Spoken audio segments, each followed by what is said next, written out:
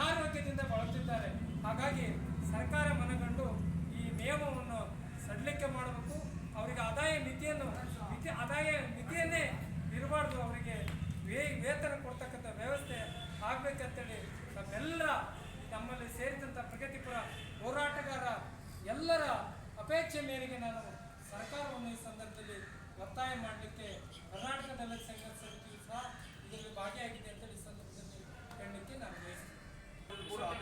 ಬೆಲೆಗಳೆಲ್ಲ ಗಗನಕ್ಕೆ ಏರಿದೆ. ಹಾಗಿರುವಾಗ ಜೀವನ ಮಾಡೋದು ತುಂಬ ಕಷ್ಟ ಆಗಿದೆ. ದಯಮಾಡಿ ಈ ಸರ್ಕಾರಕ್ಕೆ ಹಾಗೂ ಅಧಿಕಾರಿಗಳಿಗೆ ನಾವು ಒತ್ತಾಯ ಮಾಡ್ತಕ್ಕಂಥದ್ದು ಏನಪ್ಪ ಅಂತಂದರೆ ವಯೋವೃದ್ಧರಿಗೆ ಅವ್ರಿಗೆ ಕೊಡಬೇಕಾದಂಥ ವೇತನವನ್ನು ಆದಷ್ಟು ಬೇಗನೆ ಕೊಡಬೇಕಂತ ನನ್ನ ಮನವಿ.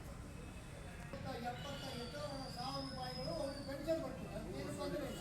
ಪಾಪ ಈಗ ಕೃಷಿ ಈ ವೃದ್ಧಾಪ್ಯ ವೇತನಗಳು ಇಂಥದ್ದೆಲ್ಲ ಬರೋದು ಹಳ್ಳಿಯಲ್ಲಿರುವವರಿಗೆ ಸಾಮಾನ್ಯವಾಗಿ ಹೆಚ್ಚಾಗಿ ಇವರೆಲ್ಲ ಕೃಷಿಯಲ್ಲಿ ತೊಡಗಿಕೊಂಡವರು. ಆ ಕಾಲದಲ್ಲಿ ಆಹಾರ ಧಾನ್ಯವನ್ನು ಯಾವುದನ್ನು ಬೆಳೆದು ಹೋರಾಟ ಮಾಡಿ ಬದುಕಿದವರು. ಅಂಥವರಿಗೆ ಇವತ್ತು ಈ ದೇಶ 75% ರೈತ ಪ್ರಧಾನವಾದ ದೇಶ ಘೋಷಣೆ ಮಾಡ್ತಾ ಇದೆ. ಹಾಗಿದ್ರೆ ಆ ರೈತರು ಬಳಲ್ತಾ ಇರೋದು ಕೇಳೋರು ಹೇಳೋರು ಬರೋ 1,000 ರೂಪಾಯಿ. ನನ್ನ ಬೇಡಿಕೆ, ನನ್ನ ಅಪೇಕ್ಷೆ ಅದಲ್ಲ. 5,000ಕ್ಕೆ ಅದನ್ನು ಹೆಚ್ಚಿಸಬೇಕು ಎಂತಕ್ಕಂಥ ಒಂದು ವಿಚಾರವನ್ನು ನಾನು ಈ ಸಂದರ್ಭದಲ್ಲಿ ಮಂಡಿಸಿದ್ದೇನೆ. ಅವರಿಗೆ ಆಸ್ಪತ್ರೆಗೆ, ಅವರ ಆರೋಗ್ಯಕ್ಕೆ, ಅವರ ಮೆಡಿಸಿನ್ಗೋಸ್ಕರ 1,500 ರೂಪಾಯಿ ಯಾವುದೇ ಕಾರಣಕ್ಕೂ ಅವರಿಗೆ ಸಾಲೋದಿಲ್ಲ. ಈವಾಗಿನ BP, ಶುಗರು, ಆ ಮಾತ್ರೆಗಳಿಗೆ ಕೂಡ ಆ ಹಣ ಸಾಲೋದಿಲ್ಲ. ಆ ಹಣವನ್ನೇ ನೀವು ಕಡಿವಾಣ ಹಾಕ್ತೀರಿ ಅಂತ ಆದರೆ ಇದು ಎಷ್ಟು ಮಟ್ಟಿಗೆ ಸರಿ ಅನ್ನೋದನ್ನು ಈ ಸಂದರ್ಭದಲ್ಲಿ ನಾನು ಕೇಳ್ತಾ ಇದ್ದೇನೆ. ಮಾನ್ಯ ಮುಖ್ಯಮಂತ್ರಿಗಳೇ, ನಿಮಗೊಂದು ಮನವಿಯನ್ನು ಮಾಡ್ತಾ ಇದ್ದೇನೆ. ನೀವು ಅಹಿಂದ ನಾಯಕರು, ನೀವು ಹಿಂದುಳಿದ ವರ್ಗದ ಪರವಾಗಿ ಇರುವಂಥವರು. ಈ ಹಣವನ್ನು ತೆಗೆದುಕೊಳ್ಳುವವರು 100ಕ್ಕೆ 100% ಹಿಂದುಳಿದ ವರ್ಗದವರಾಗಿರ್ತಾರೆ. ನೀವು ಇದನ್ನು ಪೂರ್ವಪೂರ್ವವಾಗಿ ಪರಿಶೀಲಿಸಿ ಇದಕ್ಕೆ ಯಾವುದೇ ಆದಾಯದ ಮಿತಿಯನ್ನು ನೀಡದೆ ವೃದ್ಧರಿಗೆ ಹಾಗೂ ವಿಧವಾ ವೇತನಕ್ಕೆ ಯಾವುದೇ ಕಡಿವಾಣವನ್ನು ಮಾಡಿದ್ರೆ ಅಂತೇಳಿ ಕೇಳ್ತಾ ನಾನು ಮಾನ್ಯ ಮುಖ್ಯಮಂತ್ರಿಗಳಿಗೆ ಮನವಿಯನ್ನು ಮಾಡ್ತಾ ಇದ್ದೇನೆ.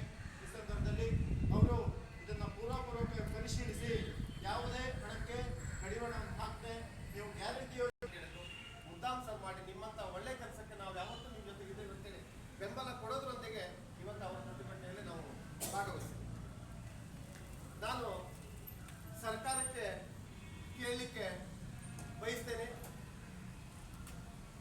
ನೀವು ಮೊನ್ನೆ ಬಜೆಟ್ ಪೂರ್ವದಲ್ಲಿ ನಮ್ಮೆಲ್ಲ ದಲಿತ ಮುಖಂಡರು, ವಿವಿಧ ಸಂಘಟನೆಗಳು ಅವರಿಗೂ ನನ್ನದೇ ಪರಿಶಿಷ್ಟ ಕಲ್ಯಾಣಕ್ಕಾಗಿ ಇಟ್ಟಂತ ಹಣವನ್ನ ವಿವಿಧ 5% ವರೆಗೆ ಅಂಗವೈಕಲ್ಯದಿಂದ ನೋಡ್ತಾ ಇದ್ರೆ ಆ ವ್ಯಕ್ತಿಗೆ 800 ರೂಪಾಯಿಯನ್ನ ಕೊಡ್ತೀವಿ. 75% ಮೇಲೆ ಹೆಚ್ಚು ಡಿಸೇಬಿಲಿಟಿ ಆದರೆ ಅವರಿಗೆ 1,400, ಪೂರ್ತಿ ಪ್ರಮಾಣದಲ್ಲಿ ಮೆಂಟಲಿ ಡಿಸೇಬಿಲಿಟಿ ಆದರೆ ಅವರಿಗೆ 2,000 ಹಣವನ್ನು ಈ ಹಿಂದಿನಂದನೂ ಕೊಡ್ತಾ ಬಂದಿದೆ. ನಾನು ಅಂಕಿಅಂಶವನ್ನು ತಗ್ಸಿ ನೋಡಿದೆ. ಸಿದ್ದಾಪುರದಲ್ಲಿ 3,239 ಫಲಾನುಭವಿಗಳಿದ್ದಾರೆ. ನಿಮ್ಮ ತಾಲೂಕಾ ಆಡಳಿತದಿಂದ ವಿವಿಧ ಸವಲತ್ತುಗಳನ್ನು, ವಿವಿಧ ಪಿಂಚಣಿಯನ್ನು ಪಡೆದ ನಂತರ ವಿಧವಾ ವೇತನ ಇರಲಿ, ವೃದ್ಧಾಪ್ಯ ಇರಲಿ, ಸಂಧ್ಯಾ ಸುರಕ್ಷೆ ಇರಲಿ, ಅಂಗವೈಕಲ್ಯ ಇರಲಿ, ಈ ಎಲ್ಲ ಯೋಜನೆಯ ಕುರಿತಾಗಿ 3,239 ಅರ್ಜಿದಾರರಿದ್ದಾರೆ, ಫಲಾನುಭವಿಗಳಿದ್ದಾರೆ. ಏಕಾಏಕಿ ಜಿಲ್ಲಾಡಳಿತ ಮಾನ್ಯ ತಹಸೀಲ್ದಾರರಿಗೆ ಆದೇಶವನ್ನು ಮಾಡಿ ಈ 3,239 ಅರ್ಜಿದಾರರು ಫಲಾನುಭವಿಗಳನ್ನ ಪರೀಕ್ಷೆ ಮಾಡಬೇಕು, ಅವರ ಆದಾಯ